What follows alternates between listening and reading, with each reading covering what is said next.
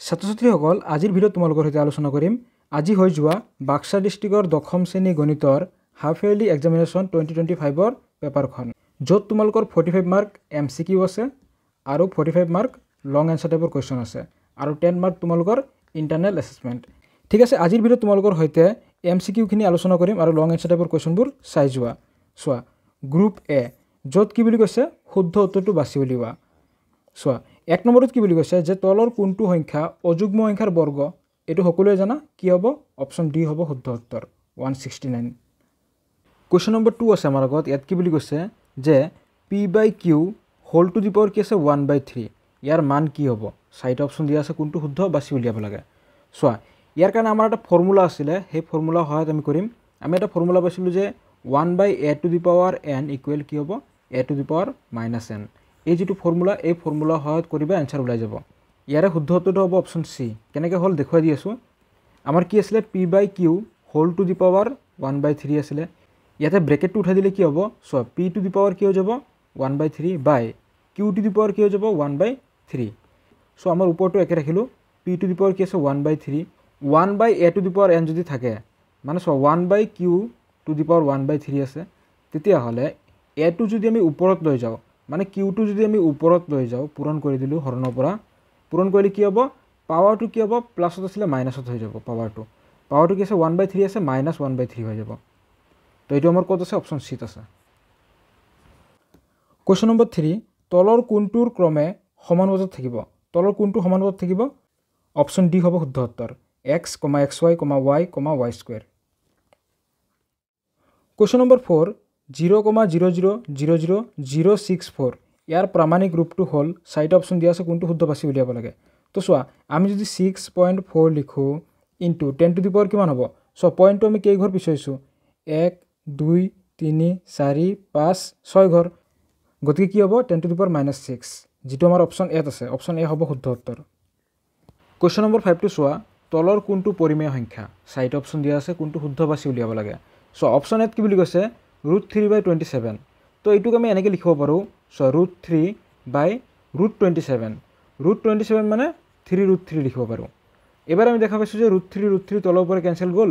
কি ৰৈ গল আমাৰ 1/3 তো 1/3 আমাৰ পৰিমেয় সংখ্যা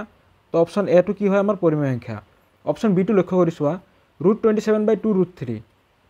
তো এটো কি হ'ব √27 মানে আমি লিখিব পাৰো 3√3 তলত কি আছে 2√3 তো √3 ক্যান্সেল গল কি থাকিল 3/2 এটো এটা কি হ'ব পৰিমেয় সংখ্যা অপচন সি কি বুলি কৈছে √63/7 √63 কে আমি এনেকৈ লিখিব পাৰো 3√7 তলত কি আছে √7 তো √7 তলৰ পৰা ক্যান্সেল গল কি ৰৈ গল 3 যেটো এটা পৰিমেয় সংখ্যা তো আমাৰ কোৱেশ্চনত কি বুলি কৈছে কোনটো পৰিমেয় সংখ্যা অপচন এ পৰিমেয় সংখ্যা অপচন বি অপচন সি হয় তাৰ মানে ওপৰৰ আটাইকেইটা যেটো আমাৰ অপচন ডি আছে গতিকে অপচন ডি হ'ব শুদ্ধ উত্তৰ আটাইকেইটা পৰিমেয় কোৱেশ্চন নম্বৰ 6 x এটা অঋণাত্মক অখণ্ড সংখ্যা হলে তলৰ কোনটো পাছৰ গুণিতক হ'ব সো সাইড অপচন দিয়া আছে কোনটো শুদ্ধ বাছি উলিয়াব লাগে x এটা কি বুলি কৈছে অঋণাত্মক অখণ্ড সংখ্যা ধৰি লোৱা যে x ৰ মানটো 2 বুলি ধৰি লোৱা ঠিক আছে তেতিয়ালে কোনটো পাছৰ গুণিতক হ'ব অপচন কিটাত বহুৱাইছোচোন x ৰ মান সো এ 10 * x সো 10 * x মানে 2 মানে হৈ গল 20 হৈ গল পাছৰ গুণিতক ঠিক আছে এবাৰ এটো কাৰণে কৰিছোৱা 10 * 2 + 2 কিমান হ'ব 22 যেটো আমাৰ পাছৰ গুণিতক নহয় গতিকে অপচন এ হ'ব নোৱাৰে ঠিক একেদৰে অপচন বি ৰ কাৰণে কৰিছোৱা x ৰ মান যদি 2 বহোৱা 20 যেটো পাছৰ গুণিতক হয় আৰু ইয়াত কি হ'ব x ৰ মান 2 বহালে 20 + 4 কিমান হ'ব 24 যেটো পাছৰ গুণিতক নহয় গতিকে অপচন বি হ'ব নোৱাৰে অপচন সি চোৱা 5x আৰু 5x + 3 তো 5 ৰ লগত যদি আমি x ৰ মান 2 বহাও 5 * 2 বহালে 10 যেটো পাছৰ গুণিতক হয় তাৰপিছত 5x + 3 5 * 2 + 3 কিমান হ'ব 13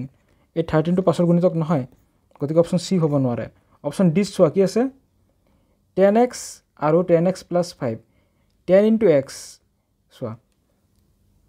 10 * x মানে হৈ গল 2 মানে কিমান 20 হৈ গল আমাৰ পাছৰ গুণিতক এবাৰ ইয়াত বহুৱাই চোৱা 10 * x মানে হৈ গল 2 + 5 তো ইকুৱেল 10 * 2 20 + 5 25 টো আমাৰ পাছৰ গুণিতক ইয়াত আমি দেখা পাইছো যে x ৰ মান বহুৱালে এটো আমাৰ পাছৰ গুণিতক হয় এইটোও 5ৰ গুণিতক হয় ঠিক আছে xৰ যিকোনো ধনাত্মক মান বহুৱাই চাবা দুইটা 5ৰ গুণিতক হ'ব লাগিব ঠিক আছে তো ইয়াত আমাৰ অপচন ডি হ'ব শুদ্ধ উত্তৰ কোৱেশ্চন নম্বৰ 7 তলৰ কোনটো পৰিমেয় সংখ্যা পৰিসমাপ্ত বা সাৱধি চোৱা পৰিমেয় সংখ্যা এটা পৰিসমাপ্ত হ'বলৈ হ'লে ইয়াৰ হৰৰ মৌলিক উৎপত্তিকৰণটো কি হয় 2 দি power n into 5 to the power m আৰ্হিত থাকিব লাগে তেতিয়াহ'লে চোৱা এইটো আৰ্হি আছে নে ক'ৰবাত সো অপচন এত নাই 2 আৰু 3 আছে অপচন বিত কি আছে 5 11 নহয় অপচন সি চোৱা 5 আৰু 2 আছে এইটো হ'ব অপচন সি হ'ব শুদ্ধ উত্তৰ কোৱেশ্চন নম্বৰ 8 টো ভালদৰে বুজি লোৱা ৰবিয়ে কৈছিল এইটো হ'ল আমাৰ এছাছন আৰু ৰিজন টাইপৰ কোৱেশ্চন সো ৰবিয়ে কি কৈছে যে সকলো পৰিমেয় সংখ্যাই বাস্তৱ সংখ্যা আমি এইটো সকলোৱে জানো যে সকলো পৰিমেয় সংখ্যাবিলাক কি হয় বাস্তৱ সংখ্যাত পৰে গতিকে এইটো কি হ'ব শুদ্ধ হৰিয়ে কি কৈছে হৰিয়ে কৈছিল যে সকলো বাস্তৱ সংখ্যাই পৰিমেয় তো এইটো হ'বনে আমি সকলোৱে জানো যে বাস্তৱ সংখ্যাত কি হয় পৰিমেয় সংখ্যা থাকে অপৰিমেয় সংখ্যাও থাকে গতিকে সকলোবিলাক বাস্তৱ সংখ্যাই পৰিমেয় হ'ব নোৱাৰে গতিকে ইয়াত আমাক কি কৈছে যে তলৰ কোনটো শুদ্ধ সো অপচন কেইটা লক্ষ্য কৰা অপচন এত কি বুলি কৈছে মাত্ৰ ৰবি শুদ্ধ মাত্ৰ হৰি শুদ্ধ ৰবি আৰু হৰি দুয়ো শুদ্ধ দুয়োটো শুদ্ধ হ'ব নোৱাৰে ৰবি আৰু হৰি দুয়ো অশুদ্ধ নহয় ৰবি কি আছিলে আমাৰ শুদ্ধ তাৰ মানে মাত্ৰ ৰবি শুদ্ধ অপচন এ হ'ব শুদ্ধ উত্তৰ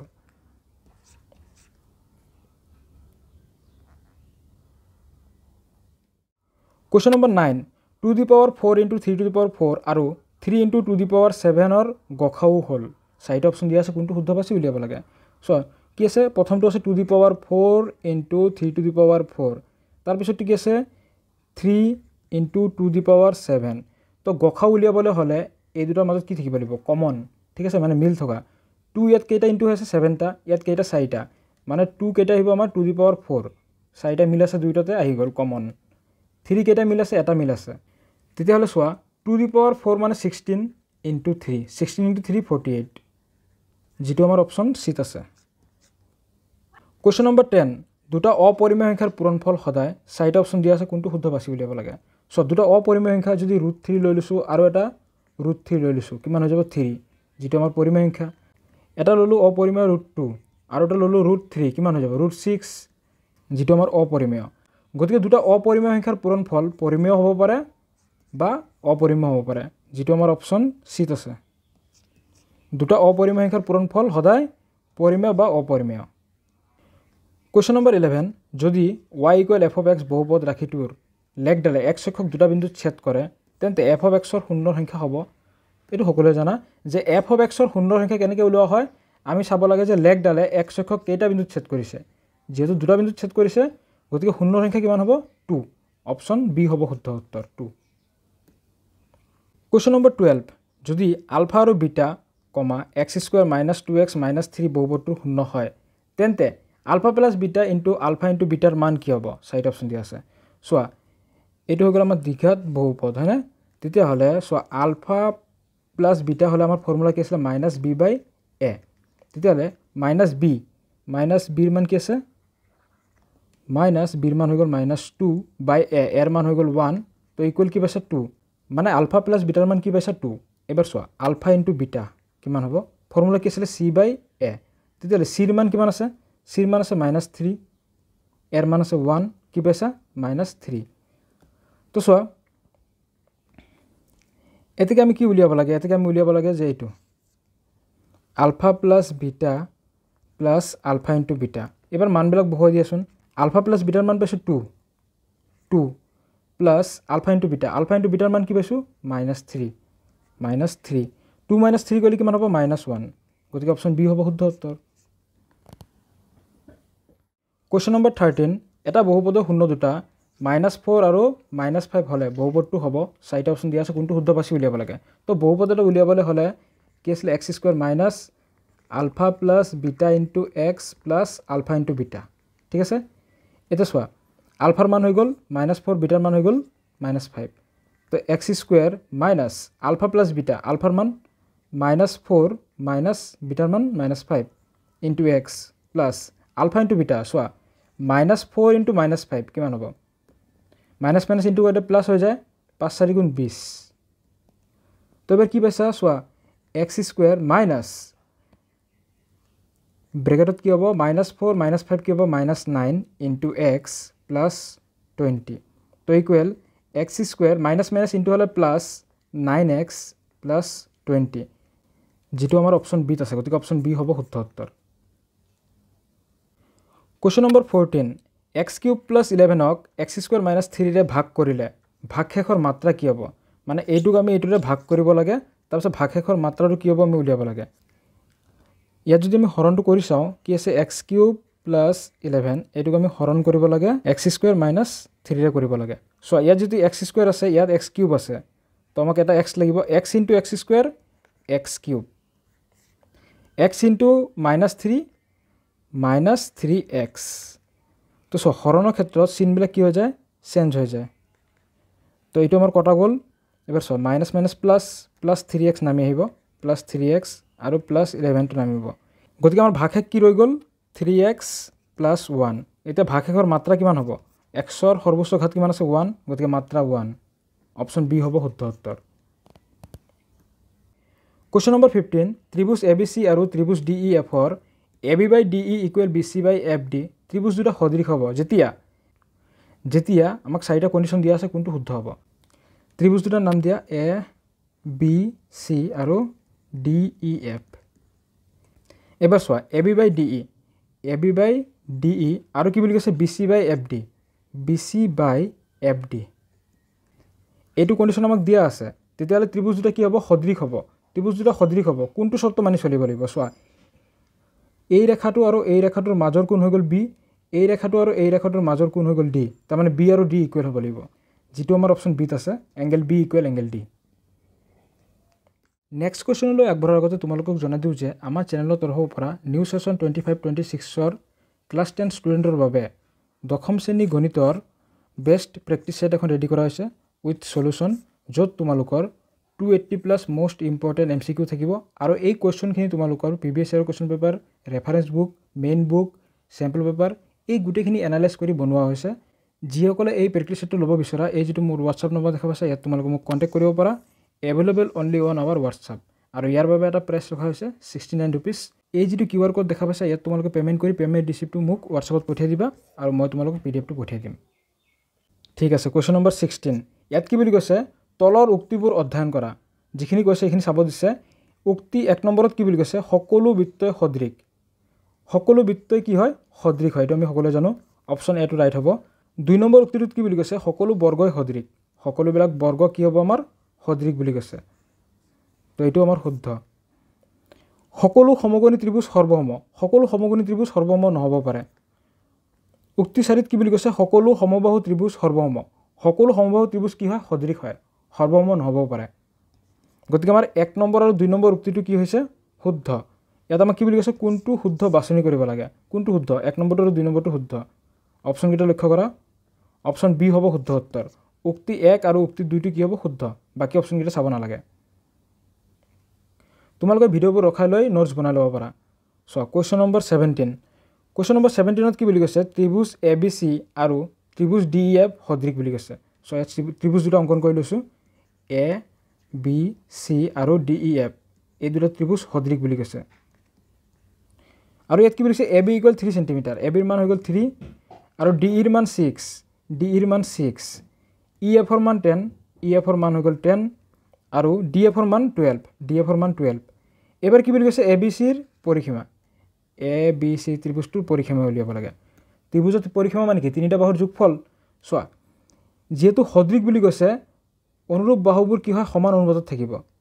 ইয়াত 3 হলে ইয়াত যদি 6 হয় তেতিয়া হলে EF ৰ মান যদি 10 হয় BC ৰ মান কিমান হ'ব 5 হ'ব ঠিক একেদৰে DF ৰ মান যদি 12 হয় AC ৰ মান কিমান হ'ব আধা হ'ব 6 এতিয়া এই তিনটা যদি আমি যোগ কৰি দিও 3 + 5 8 8 + 6 14 যেটো আমাৰ অপচন এ আছে কোৱেশ্চন নম্বৰ 18 যদি দুটা সদৃশ ত্ৰিভুজৰ বাহুৰ অনুপাত 4:9 হয় তেন্তে ত্ৰিভুজটোৰ কালিৰ অনুপাত কি হ'ব তো এইটো সকলোৱে পাই আছিল যে ত্ৰিভুজ দুটা সদৃশ ত্ৰিভুজৰ কালিৰ অনুপাত হিয়তৰ অনুৰূপ বাহুৰ অনুপাতৰ বৰ্গৰ সমান কালি কি হ'ব অনুৰূপ বাহুৰ অনুপাতৰ বৰ্গৰ সমান চোৱা দুটা সদৃশ ত্ৰিভুজৰ বাহুৰ অনুপাত দিয়া আছে তো অনুপাতটো কি আছে 4/3 কি বুলি কৈছো সদৃশ ত্ৰিভুজ দুটাৰ কালি কি হ'ব অনুৰূপ বাহুৰ অনুপাতৰ বৰ্গৰ সমান তাৰমানে কি হ'ব 4 স্কোয়াৰ মানে 16 9 স্কোয়াৰ মানে 81 তেতিয়াহ'লে কি পাইছে 16:81 16:81 যেটো আমাৰ অপচন ডিত আছে Question number 19 যদি ABC ত্ৰিভুজৰ AB = 12 cm BC = 5 cm AC = 13 cm হয় তেন্তে এংগেল B ৰ মান কি হ'ব সোৱা A B C যত কি বুলি কৈছে AB ৰ মান কিমান 12 AC ৰ মান কিমান 13 আৰু BC ৰ মান কিমান 5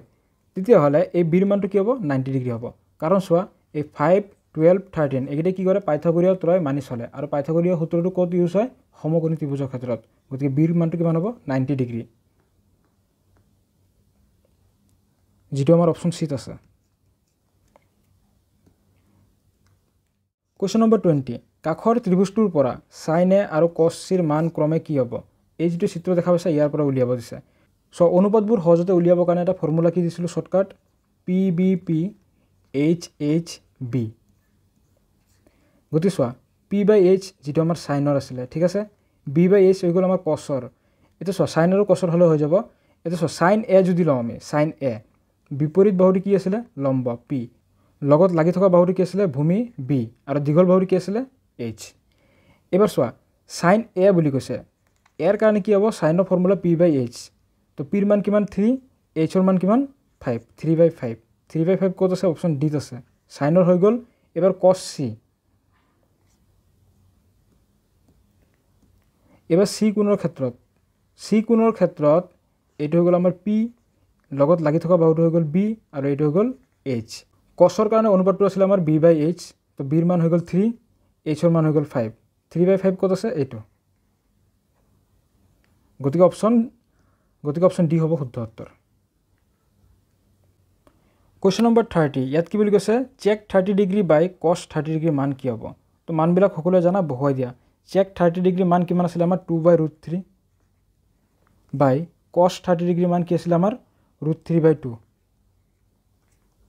কি আছে 2/√3 এটো হৰণ হৈ আছে যদি পূৰণ কৰি দিও উল্টা হৈ যাব 2 যাব ওপৰত √3 আহিব তলত তেতিয়ালে কিমান হৈ যাব 2 * 2 4 √3 * √3 3 হৈ যাব 4/3 যেটো আমাৰ অপচন সি আছে Question number 22 ইয়াত কি আছে sin 2a = sin a হবলৈ এৰ মানটো কি হ'ব সো এৰ মানটো কিমান হ'ব লাগিব 0 হ'ব লাগিব তেতিয়ালে দুইফালে ইকুৱেল হ'ব অপচন ডি হ'ব শুদ্ধ উত্তৰ Question number 23 যদি ত্ৰিভুজ DEF ৰ এংগেল F = 90 ডিগ্ৰী তেন্তে sin D + E ৰ মান কি হ'ব সো এটা কোণৰ মান যদি 90 হয় তেতিয়ালে বাকি দুটা প্লাস কৰি কিমান হ'ব 90 গতিকে sin 90 ৰ মান কিমান আছিল 1 অপচন বি হ'ব শুদ্ধ উত্তৰ Question number 24 কি কৈছে যে 5 sec² a minus 5 tan² a plus 1 equal কিমান হ'ব সোৱা এইগিটাৰ পৰা কি কমন আহে 5 কমন আহে 5 sec² a minus tan² a plus 1 এটা সোৱা 5 into আমি ফৰ্মুলা পাইছিলো যে sec² a minus tan² a equal 1 plus 1 5 into 1 5 5 plus 1 6 যেটো আমাৰ অপচন ইয়াত আছে গতিকে অপচন এ হ'ব শুদ্ধ উত্তৰ Question number 25 2x + 3y - 9 = 0 আৰু 4x + 6y - 18 = 0 এই সমীকৰণ দুটাই বুজোৱা ৰেখা দুটাৰ লৈখিক প্ৰকাৰটো কি হ'ব তো এটো কাৰণে আমাৰ ফৰ্মুলা কি আছিল সোৱা a1/a2 ইকুৱেল কিমান হ'ব a1 ৰ মান হৈ গল 2 by a2 ৰ মান হৈ গল 4 কিমান হৈ যাব 1/2 b1/b2 কিমান হ'ব b1 ৰ মান হৈ গল 3 b2 ৰ মান হৈ গল 6 ইকুৱেল 1/2 c1/c2 ইকুৱেল কিমান হ'ব c1 ৰ মান -9 by c2 ৰ মান -18 কিমান হৈ যাব 1/2 এটা লক্ষ্য কৰা যেহেতু a1/a2 ইকুৱেল b1/b2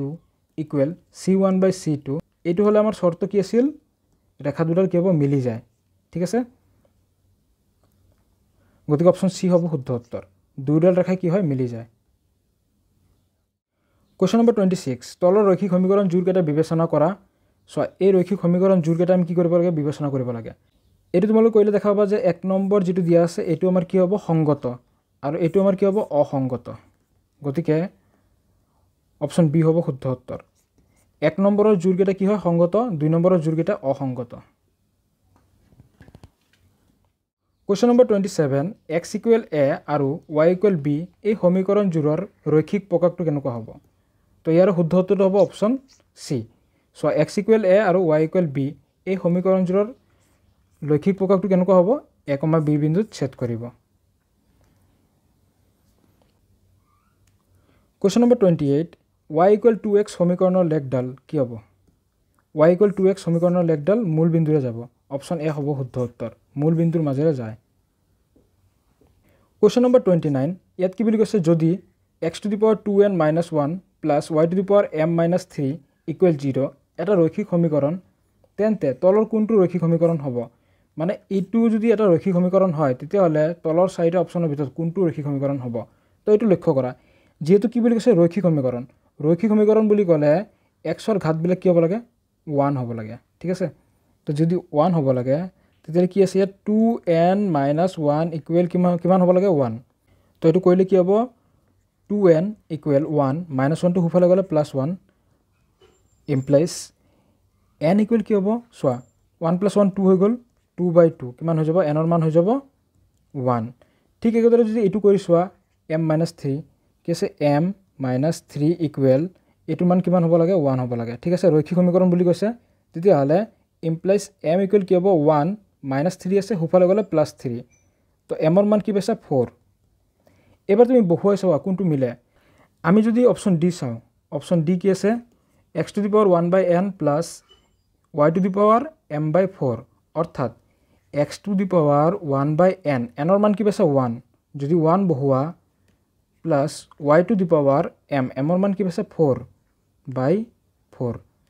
তেতিয়া হলে সোৱা x to the power 1/1 মানে 1 x to the power 1 plus y to the power 4/4 মানে 1 y to the power 1 তাৰ মানে এটো কি হৈ যায় আমাৰ ৰৈখিক সমীকৰণত পৰি যাব বাকি বিলাকত আমাৰ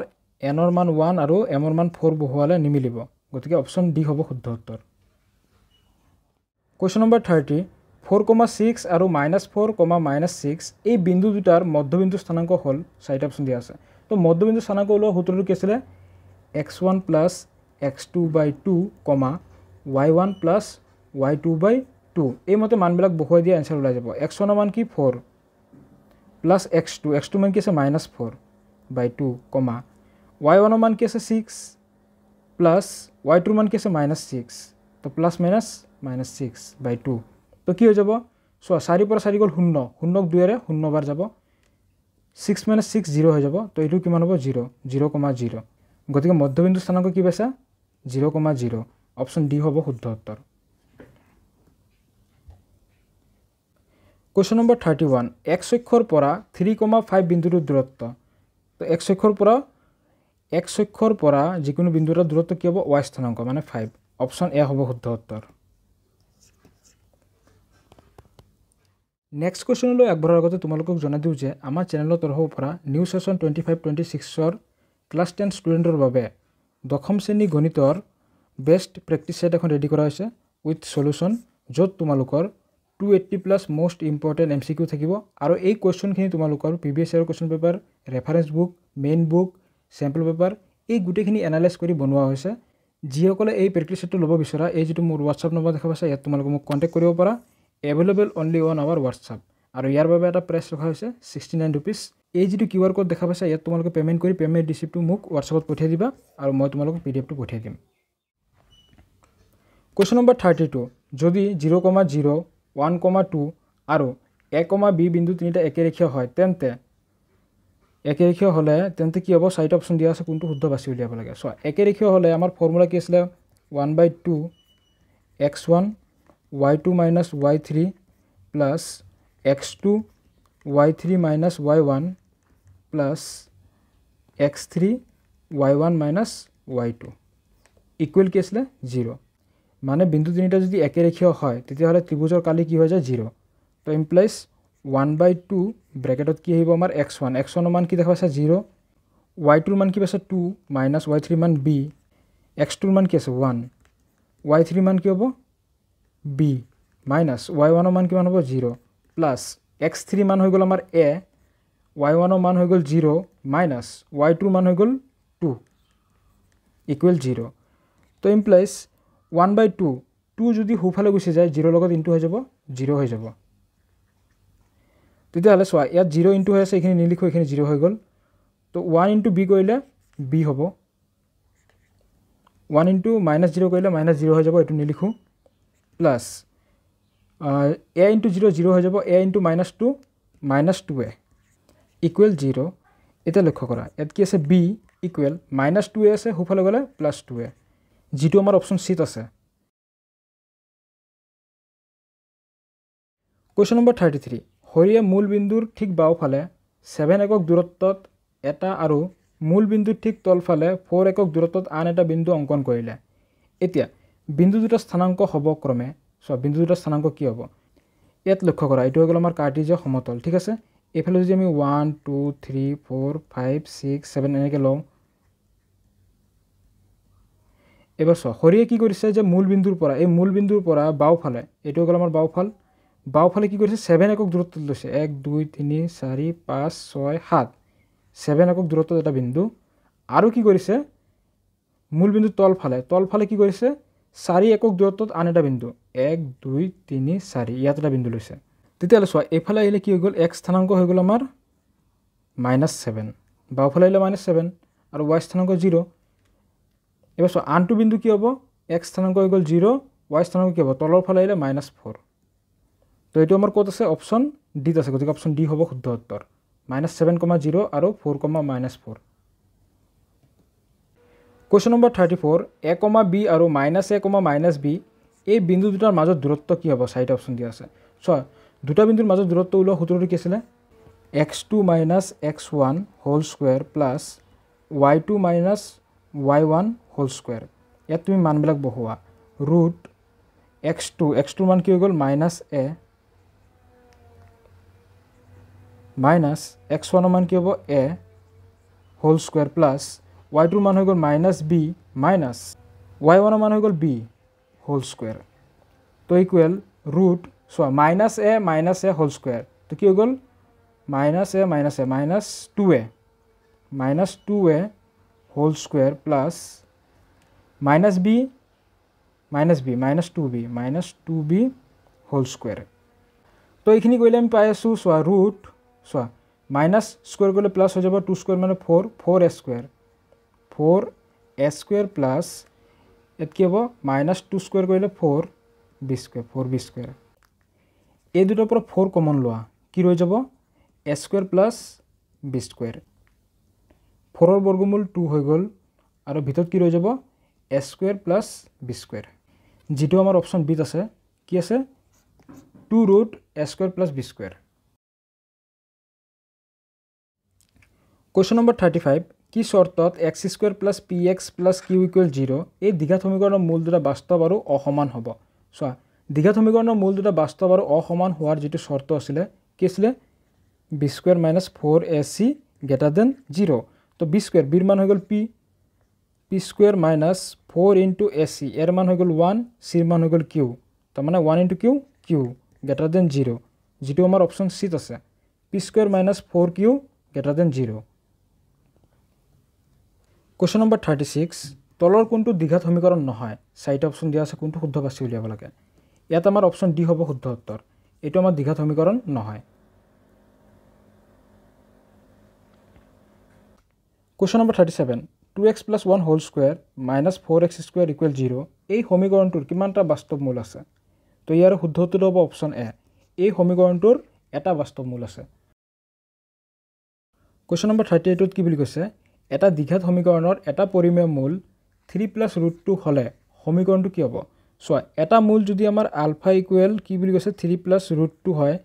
আনটো মূল বিটা ইকুৱেল কি হ'ব 3 - √2 ঠিক আছে এইবাৰ আমি সমীকৰণটো উলিয়াম কেনেকৈ হ'ব সোৱা ইয়া যদি আমি আলফা প্লাস বিটা উলিয়াব যাও কি হ'ব সোৱা 3 + √2 + 3 - √2 এবাৰ সোৱা -√2 + √2 ক্যান্সেল 3 + 3 কি হৈ যাব 6 তো আলফা প্লাস বিটাৰ মান কি পাইছে 6 এবাৰ আলফা * বিটাৰ মান উলিয়াই চোৱাচোন আলফা * বিটা যদি কৰো সোৱা 3 + √2 হোল * 3 - √2 ইকুৱেল কি হ'ব সোৱা এইটো আমাৰ a plus b whole into a minus b হাৰিত পৰি গ'ল মানে a square minus b square root 2 square 3 square মানে 9 minus root 2 square কৰিলে কিমান হ'ব 2 9 minus 2 কৰিলে কিমান হ'ব 7 তেতিয়াহ'লে চোৱা আমাৰ দ্বিঘাত সমীকৰণ ওলোৱা যিটো ফৰ্মুলা বা আৰ্হি কি আছিলে x square minus alpha plus beta into x plus alpha into beta तो equal x square minus alpha plus beta মান কি পাইছা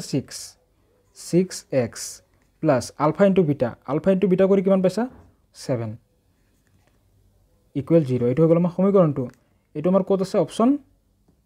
বি আছে গতিকে অপচন বি হ'ব শুদ্ধ উত্তৰ ঠিক আছে তোমালোকে ভিডিঅ'টি ৰখাই লৈ লিখি লোৱা question number 39 ax square plus bx plus 2 equal 0 এই সমীকৰণটোৰ মূল দুটা এটা আনটোৰ প্ৰতিক্ৰম হলে এটা আনটো যদি প্ৰতিক্ৰম হয় তেতিয়া হলে এৰ মান কি হ'ব সো এটা মূল যদি আমি আলফা ধৰো তেতিয়া হলে আনটো মূল কি হ'ব ইয়াৰ প্ৰতিক্ৰম মানে 1 by আলফা দ্বিঘাত সমীকৰণৰ ক্ষেত্ৰত মূল দুটাৰ গুণফল কি আছিল আলফা ইনটু বিটা ইকুৱেল কি আছিল c by a তো ইমপ্লাইজ আলফা ইনটু বিটা আলফাৰ মান কি হৈ গ'ল এটো হৈ গ'ল আমাৰ আলফা ইনটু বিটাৰ মান কি হ'ব 1 by alpha equal c by a c ৰ মান কি হ'ব 2 by a এৰ মান কিমান হ'ব এৰ মানটো a আছে implies so alpha cancel কি ৰৈ যাব 1 into a equal 2 গতিকে এৰ মানটো কিমান পাবা 2 so এই সমীকৰণটোৰ মূল দুটাৰ এটা আনটো যদি প্ৰতিক্ৰম হয় so এটা আলফা আনটো হৈ গ'ল 1 by আলফা তেতিয়া হলে ইয়াৰ পৰা আমি এৰ মান কি পাইছো 2 যেটো আমাৰ অপচন এ আছে কোৱেশ্চন নম্বৰ 40 এটা বৃত্তত অঙ্কন কৰিব পৰা স্পৰ্শকৰ সংখ্যা এটো মই তোমালোকক কৰাইছো এটা বৃত্তত অঙ্কন কৰিব পৰা স্পৰ্শকৰ সংখ্যা কি হ'ব অসংখ্য অপচন ডি হ'ব শুদ্ধ উত্তৰ কোৱেশ্চন নম্বৰ 41 ও কেন্দ্ৰীয় বৃত্ত এটাৰ বহিবিন্দু এৰ পৰা টনা স্পৰ্শকৰ দৈৰ্ঘ্য কি আছিল অপচন বি হ'ব শুদ্ধ উত্তৰ ও এতকৈ কম মানে চোৱা এটা বৃত্তৰ কেন্দ্ৰ হৈ গ'ল ও কেন্দ্ৰীয় বৃত্ত এটাৰ বহিবিন্দু এ বহিবিন্দুৰ পৰা বৃত্তলৈ এটা স্পৰ্শক অঙ্কন কৰিছো এপি হৈ গ'ল স্পৰ্শক আৰু এটো হৈ গ'ল ও এ তেতিয়া হলে এই যেটো বহিবিন্দু এৰ পৰা যেটো আমি স্পৰ্শক টানিম স্পৰ্শকৰ দৈৰ্ঘ্যটো কি হ'ব আমাৰ ও এতকৈ কি হ'ব কম হ'ব অপচন বি হ'ব শুদ্ধ উত্তৰ কোৱেশ্চন নম্বৰ 42